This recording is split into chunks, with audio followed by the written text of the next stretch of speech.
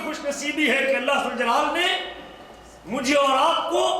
حضرت محمد رسول اللہ صلی اللہ علیہ وسلم جیسا ہادی راہبر عطا کیا ہے۔ یہ ہماری بد نصیبی ہے کہ ہم نے اس پیغمبر کے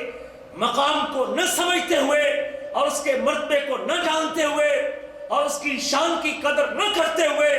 ہم نے آج ان کے سینکڑوں فرمودات کو، اس نبی کی سنتوں کو،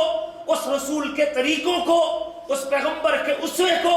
اس نبی کی احادیث کو ہم نے پس پش ڈالا ہوا ہے اور ہم اس کے اوپر عمل کرنے کو تیار نہیں ہیں۔ جو آپ کے منصب سے واقف تھے،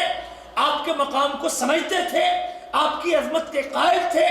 آپ کے مرتبے اور شرف کو جانتے تھے،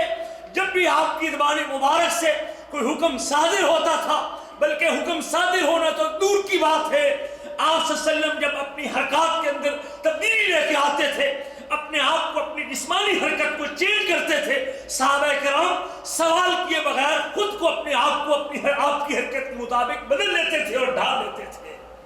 کیونکہ وہ لوگ سمجھتے تھے کہ ہماری دنیا اور آخرت کی کامیابی کا راز اس حبیب، اس ہادی حضرت محمد صلی اللہ علیہ وسلم کی پیروکاری میں اور ان کی اتباع میں ہے۔